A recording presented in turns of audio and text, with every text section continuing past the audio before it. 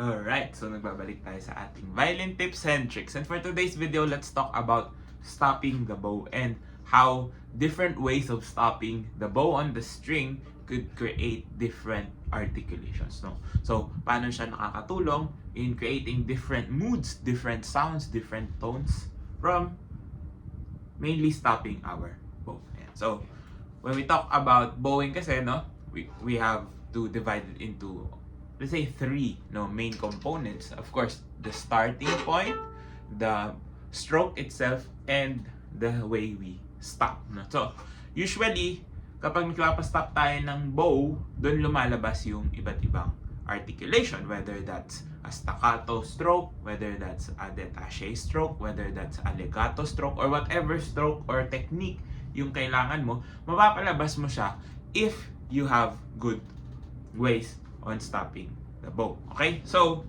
important thing to note is you have to understand how it actually works. No? Kapag nagsistop tayo ng bow on the string, no, the string will either ring, the string will either completely stop, or we could add an effort or accent in between, no, para magkaroon tayo ng iba pang sounds na mapapalabas natin. So, paano ba yun nangyayari? It doesn't actually just happen with the bow. You have to use your whole arm in order for you to stop, no, properly. So, let's focus on the most common way to stop the bow, which is just mainly stopping the bow without any effort, no? So, ano yung lumalabas na stroke natin? Yung détaché stroke natin, yung lalabas na sound, no? So, it's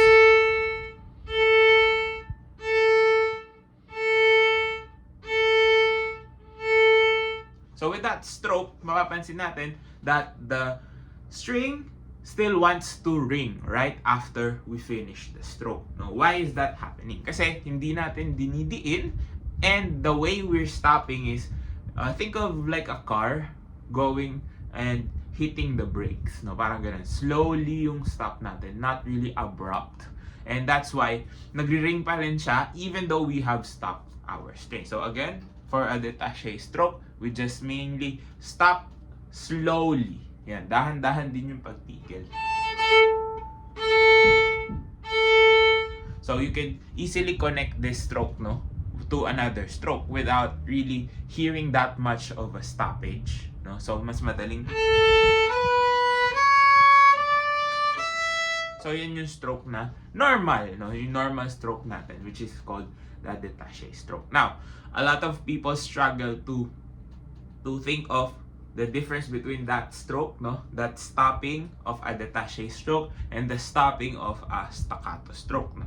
Why? Kasi technically it's the same principle, but the difference is how fast you are stopping your strings. No, when you're doing a staccato stroke, no, especially if it's for quarters, no, mas mahaba ng konti, you don't really hear that bounce, no. Technically, hindi siya magba-bounce because your strokes will be long. So, what do you do to make sure that it's a staccato stroke instead of a détaché? So, again, détaché stroke, you have to stop slowly. Now, in order for you to create a nice staccato stroke, yung malutong and very snappy stroke, you want to stop abruptly. So, wala pa rin tayong effort that we're trying to move into, but we are stopping abruptly. Mas mabilis yung stop natin. Parang kung sa car, again, we try to slam on the brakes. No? Mas mabilis yung pag-brake natin. So, there is also this danger for you to roll or to bounce your bow. So, just be careful, no? Of course, kailangan tatantsahin pa rin ng arm natin. Your arm helps out a lot. Don't just rely on your fingers and your wrist to stop the strings. But, of course, you have to rely on your whole arm. So, pag tigil, tigil talaga.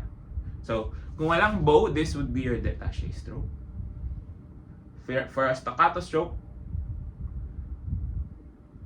there's a little bit of a contraction coming here, dito sa ating biceps, no, if you want to try it out. So, again, that would create a staccato stroke. Titigil mo lang din siya, no extra effort in pushing down, but because of how fast you're stopping, tumitigil na din yung ating string from vibrating. And that's the main thing, no? When we talk about articulation, it's what's happening underneath your bow hairs. What's happening with your strings. Paano ba lumalabas yung sound niya? No, another thing is, let's go for accents. No, sa accents naman, baliktad. We want to... So, we are almost trying to lift off. And it happens because of how hard we are pressing down and then releasing. No? So, yung stopping natin from an accent is almost like that of doing a détaché stroke. No? So, parang nagiging effortless. Because again, accents, usually that articulation is coming from the front, no, yung attack. Pero yung release niya is more of a détaché. Now, if you want to go with more harder martellato or no or marcato strokes, so paano ba yung ginagawa? So, parang we just add intensity from our staccato strokes by adding more pressure. So, hindi tayo bumibitaw ng pressure. That's what we're trying to do to achieve that type of sound, no, hammered sound. Parang talagang nagsistick. So, basically, same movement, but you have to really put in the weight and effort in order for you to reach that. So, kung mapapansin nyo, I'm not being forceful, no, when I'm trying to do, whether if I'm going to do, it's not really coming from fingers lang. So, a lot of beginners kasi think that the way we stop, no, especially for heavy sounding tones, is we try to, you know, really press down. But actually, you're just trying to limit your movement. So parang nagko-constrict lang tayo ng konti. We're trying to be snappy with our movements, but we're not trying to really, you know, add so much effort or so much pressure to the point na naninigas na tayo. Kasi, again, kalaban natin yung paninigas, no? If we tense up, we won't get the sound that we want, no? If we're relaxed, of course, we'll get the sound that we want and we are able to control whatever tones that we need to produce. So, even if we're trying to...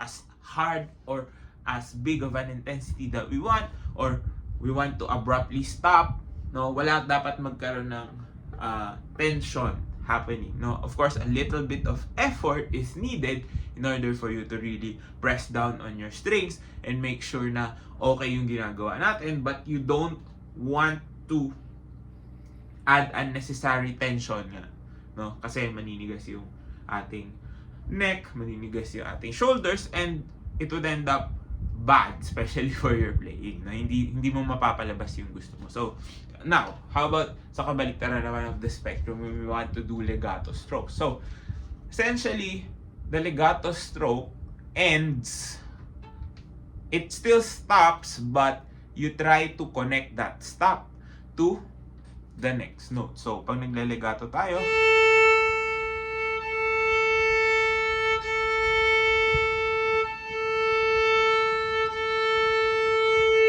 so if you want to see my hand, we still stop, but we try to go the other direction agad. We're trying to connect to the other direction in order for us to create that feeling that we actually didn't stop. Kasi again, the string will still vibrate if we don't put enough effort. Oh, di ba? So, for example, if you want to go off string, pwede rin naman, di ba? Magri-ring pa rin naman yan. So, sometimes may mga staccato stroke na kailangan nating mag-chords or mag-break ng sound that we have to really go off the string. Di ba? May mga strokes din na ganyan. Yung ending natin, nire-release natin. So, at the end of the day, you just have to understand how your instrument is reacting to your bow, no? Kung gaano karami bang effort yung kailangan mong idagdag for you to stop the vibration of the strings, because it's your strings and your bow that has this relationship within them to create those types of articulations, those types of tones na gusto mo nating produce. So, you just need to practice those things, and sana nakatulong tong video na to. If you did, please do drop a like, comment down below more content you'd like to see, and of course, subscribe to my YouTube channel. Follow me on all my socials, all the links you need down in the description box below. This has been Ryan Monakil for Violin Tips and Tricks, and I'll see you on the next video.